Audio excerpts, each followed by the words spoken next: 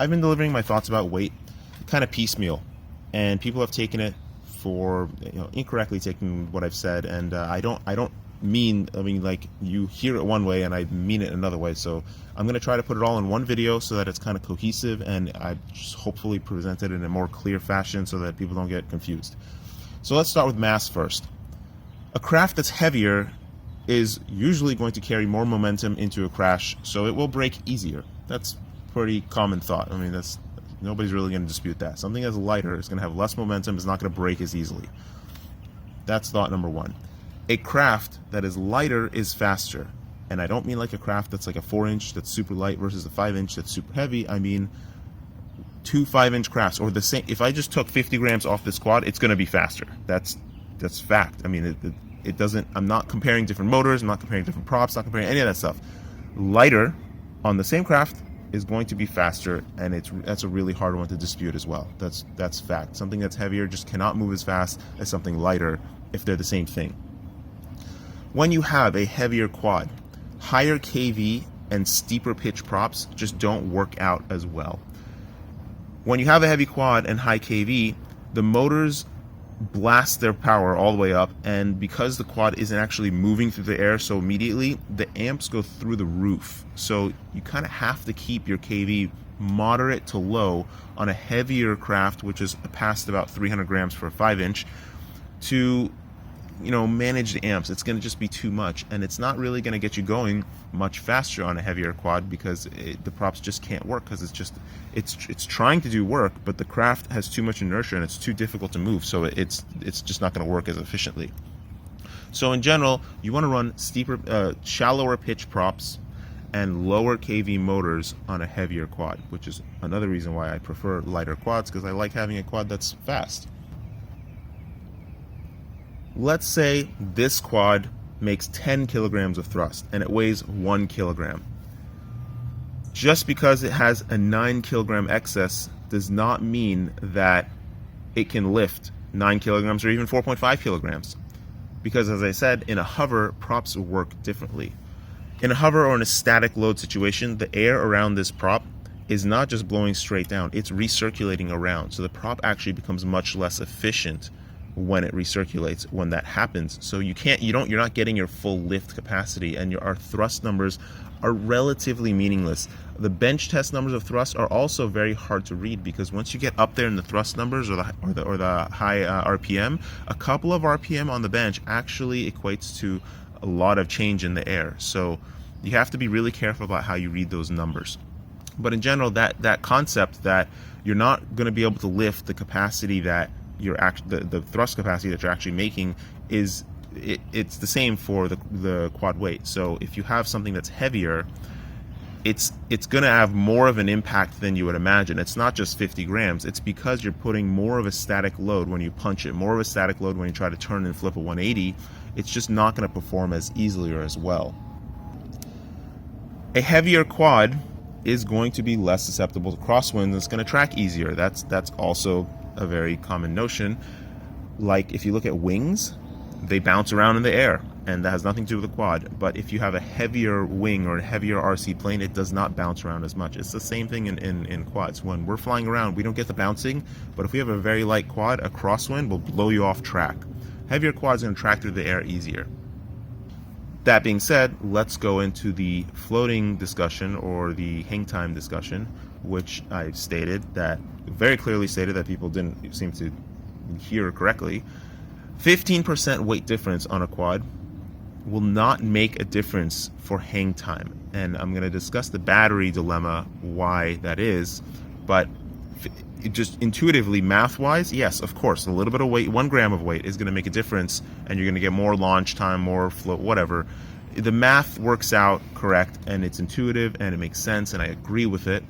But now let's look at the real world. In the real world, you have a battery. The battery can only supply so much power. If you are heavier, you're not getting more power out of that same battery. You have 2 quads, one that has just 40 grams more weight and one that has 40 grams less weight. They both have the same exact battery. Neither battery can supply any more power. And if you agree with the concept that I previously presented, that something lighter is going to be faster than something heavier, then you're going to realize that the lighter quad will be a little bit quicker and the heavier one will be a little bit weaker. And we're not overloading the props by adding a ton of weight. So in general, the momentum that you're going to get launching is going to be the same between the heavier quad and the lighter quad, because the battery just simply cannot give you more power. The way to get more float time, more hang time, is to get more power into a smaller package. Now that does not account for weight. You can have something that's light, you can have something that's heavy, but if you have more power in the smaller package, you're going to get more float time, more launch time, more momentum. And it's not just power, it's the KV and the pitch of the prop. Generally, you want to get all of the factors up in something that's lighter, which doesn't mean that it's super light, it just means lighter than something heavy. Another thing that people have said is that a 6-inch quad has more float time or more hang time than a 5-inch quad, and that I also feel is true. But let's break it apart and see why that might be. Disk loading is a way to extrapolate numbers and information and performance across crafts. So disk loading will give you just the general performance of the craft for that class size. But if you want to get that same level of performance per class, then you can extrapolate those numbers and get that number that it's going to be. Generally, what I'm trying to say is that a 5-inch quad is going to have one disk loading number and one set of performance values. In order to get that same set of performance values on a 6-inch quad, you are allowed to put a lot more weight on it because the props can handle more weight. They can do more. So when we do go to 6-inch, we don't actually end up adding a lot of weight. We end up just putting longer arms and bigger props on. That doesn't equate to a lot of weight. So in essence, we're making our disk loading number much better. So now let's look at the float time and the momentum issue. A heavier quad, which the 6-inch will be, it's not going to be a lot heavier, but it will be heavier. A heavier quad with more power, which 6-inch does provide, will have more momentum. So the 6-inch will actually have more float time. That was confusing, so I'm going to say it again in another way.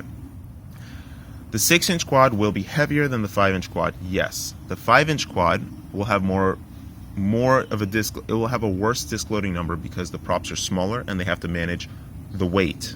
A 6-inch quad doesn't weigh a lot more, but it has a lot more prop and it has a lot more effective thrust, effective prop area, effective disk loading, so that it can handle the weight easier. So it can actually get itself up to speed, up to momentum on the same power of the 5-inch and give you more momentum into the launch. They're both using the same battery. The difference is that a bigger prop is just more efficient at creating thrust, at creating power. So the 6-inch quad will have more float time and it will feel in general more floaty. The 250 gram number that I presented previously, 250 grams is the number that not just me, multiple people have arrived at, that for a 5-inch quad, 250 grams is going to give you about the maximum performance. Maximum performance in terms of, I don't know about speed, but in terms of agility and ability to actually change direction and just feel right in the air. It's really hard to put that into actual words, but it feels correct in the air. When you have a little bit more weight than 250 grams, it starts feeling weird. It starts feeling sluggish, starts feeling just like it doesn't respond the way you want it to. When you have a lot less than 250 grams or a little bit less than 250 grams, it feels the same. You don't even notice it. So it seems like for a 5-inch quad, 250 grams is the break point where it starts changing. The performance starts changing in the craft. But many people have pointed out that, okay, well, I can add 20 grams of motor weight and I'm getting 400 grams of more thrust, which I'm going to say, absolutely, I 100% agree with that. So something that's got a 2204 on it and weighs 230 grams and something that has a 2207 on it and weighs 270 grams, of course the 2207 is going to be faster. I'm not going to argue that. But I am going to argue that there's more going on than we realize. The bigger motor or the bigger props or whatever, they make up for themselves in the power that they produce. They don't make up for themselves in terms of agility, in terms of actual handling, but they do make up for themselves because they have a lot more power. But there's something else to consider. They don't make up for themselves in terms of agility because that's it just weighs more, so it can't be as agile, but you're making so much more power, and you can put in more control input to kind of fake the same level of agility. So you're not going to really feel a big difference in terms of agility because we're humans, but a computer flying it at the limits will definitely be able to tell the difference. But it will have less agility. That's, you know, that's true. It's not. I don't even know another argument. If you can come up with another argument for that, then please, by all means. The heavier one that has bigger motors is generally going to perform better, and I'll tell you the secret of that later. But I'm going to place one caveat on that, because weight also has an impact on durability. So if you're running bigger motors on a little tiny frame trying to get your speed or performance and whatever up, you're going to put a lot more weight on the end of the arms, and that's going to give it a lot more inertia at the end of the arms. And so when you crash, you're going to break things much easier. You're going to break arms, you're going to break ESCs, you're going to break motors, you're going to break props. So that's something you have to consider. This 250 gram weight is true for what I believe a standard quad, which will be a 2205 motor that's about 25 grams, and the whole quad together weighs 250 grams dry. A bigger motor can, of course, handle more weight because it's making a lot more power. A lighter motor really needs to be lighter, or else it can't perform at the same level as the heavier motors. So let's actually break down that 250 gram weight. None of my quads have 2205s on them, but a quad that's 250 grams with 2205 motors, the motor weighs 25 grams and the prop, let's just say, weighs 5 grams with the prop nut and everything. So that's 120 grams of motor and prop weight alone. Let's take that off the 250 gram. Let's take that off the 250 gram mass, the dry weight, and you get 130 grams. So your whole quad, the frame, all the electronics, and all this stuff in there, 130 grams. That's what you have to work with. That's actually not a big number. Even if you're flying an alien frame, I mean, the frame itself is 145 grams. There's no possible way you're going to reach that maximum performance number. But that's not maybe what you want, and I'll discuss that in a couple minutes too. That's the culmination of this whole discussion, the secret of all this stuff. In order to get your weight down to that 250 gram weight limit, you have to really build light in all components. You got to use lighter frames, you got to use lighter everything. I make a point to only use standard size stuff because I refuse to give up my standard size camera or standard size anything else. But in general, to get it down to that weight, you got to be conscious of everything you put in the quad. And lighter is better.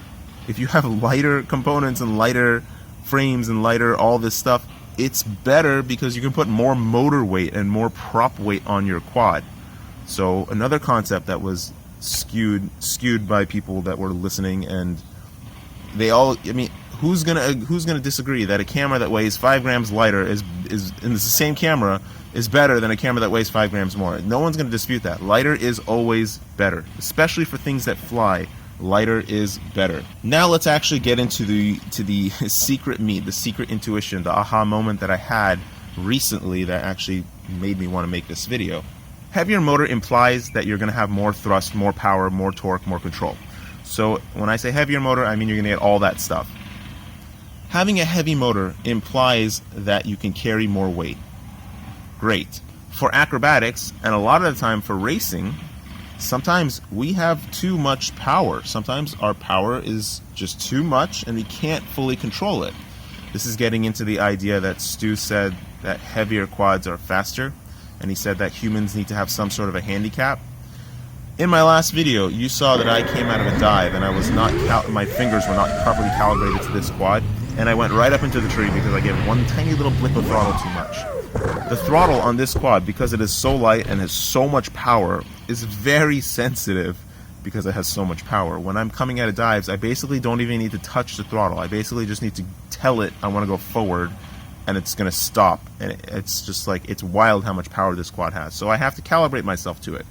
But if I had a quad that was a little bit heavier and had a little bit less pitch props and just generally made a little bit less thrust, I would have an easier time controlling that, because as I move the throttle, I'm getting less of a response because I have a wider window of where I, like, when you're coming down to stop a quad from a fall, you have to blip the throttle the right amount. And if you have a quad that doesn't have as much thrust, but still has enough thrust to stop itself from a fall, you have a wider window of throttle to blip at so that it'll actually stop from the fall.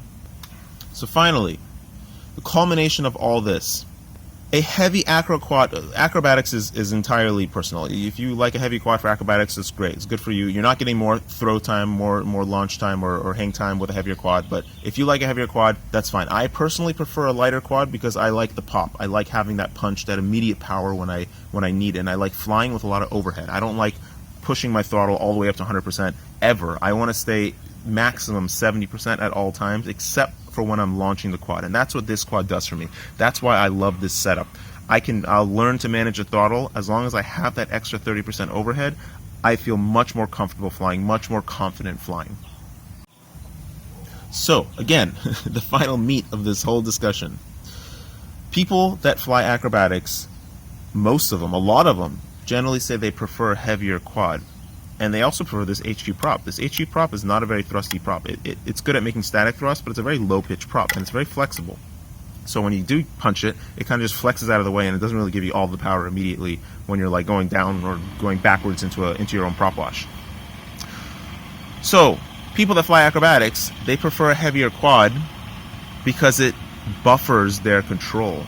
It buffers the throttle. It buffers the turns. It just makes everything feel a little bit smoother because you have that weight to just stop you from doing what you want to do when you want to do it, because it's trying to like move the whole quad. So it just feels like you're flying a heavier quad. It feels like you're flying something more luxurious. It feels just better in the air. This is again also why 6-inch sometimes feels very luxurious. 6-inch feels like you're driving a Rolls Royce, and 5-inch just feels like you're driving a little zippy Honda or something. Heavier motors, big motors, torquey motors are hugely preferred in acrobatics. That's why steel moved up to a 2306 motor. That's why you're seeing all these big motors come out and people are liking them for acrobatics. That's why Emax made a 2306. Big motor has more torque. Torque is what gives you control. The way these things move and fly is with torque. Without torque, we have very little control. That's why the 1407 motor on a 5-inch prop, even if it could manage it, even if I could keep my minimum throttle low, I wouldn't have the control. That's why it was such a difficult craft to fly. It was super wicked fast in a straight line when the motors didn't have to transition speeds or transition, yaw around or anything. But as soon as I tried to turn, as soon as I tried to move, that lack of torque showed itself for what it is. It has no torque. So when I previously thought that it might be a great combination, it might actually work fantastic, I'm now going to say that yes, the disc loading number is great, and the straight line performance is wonderful, and maybe even line of sight acrobatics is really nice. There's no possible way that a tiny little 1407 motor can match the control performance of something like a 2207. You just can't do it. People like heavier quads with really big motors because the heavier quad is buffering the extreme power that you're getting from the heavy motors and the heavy props and everything. Or not heavy props, just heavy motors and big powerful motors. But the motors are still very, very torquey, so they're giving you a lot of control. That's the secret of acrobatics, in my book at least. That was the aha moment that I had, it zinged to me when I was just flying, and I realized, oh, that makes complete sense. That's something I can explain on video. That's something I could tell someone and they say, oh yeah, that makes sense. We want absolute authority over that blade. And that's another reason why this HQ blade is so good, because it's so light, and I don't know how they did it, but this is a new 4.3, the 5x4.3 by 3 V1S, mouthful of a name. It's so light, and you put it on a really big motor, and the motor has so much torque over the prop that it can just set that RPM exactly where you put your throttle at any given time, and it just feels so nice in there, and it feels so creamy. Okay, so after I did that, I got a couple other things. Banggood sent me this thing. This is the ISDT battery checker, which I kept saying incorrectly in all my other videos, the IDST I would say. And this thing is really cool. I actually asked them to send me this because I really wanted one. But when you plug in the battery, it gives you all the stats of the battery, and it gives you a really nice little readout. So you can change this readout. It gives you the percentage and all this stuff. There you go. And it shows you... Oh wow, that's really like scrolling the screen. It doesn't actually do that in person. But it shows you all your batteries, and it has alarms on it. You can set whatever alarms you want. You can change the settings of all sorts. It's really cool, and it's just a new product. I don't really do product reviews, but this one's really cool. If you want one, You know, the link's in the description below. One other thing, this randomly showed up on the doorstep yesterday, and I don't even know who sent it to me. I don't even know who it's from, but it's from one of these Amazon people. And I mean, I told them I didn't want it. I don't send it to me because there's nobody on my channel cares about this thing. But they sent it to me anyways. These companies are just crazy about getting their stuff on channels.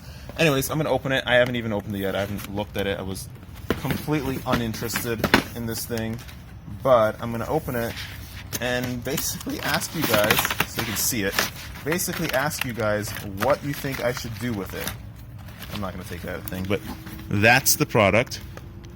It's like a phantom looking thingamajigger, and the motors feel plastic. Oh my god, it has, wow, that's hilarious. I'm gonna tell you guys what what the motors are like in another video. But basically, leave in the comments what I should do with this. I will, if it's not broken by the time I do whatever you want me to do with it, I will give it away to somebody on the channel. It's really not that big of a prize, and I'll show you why in the next video or whatever I do with it. But yeah, let me know what you think I should do with it. Nothing like dangerous, please. I'm not gonna bother anybody or ruin the hobby. Don't forget to floss.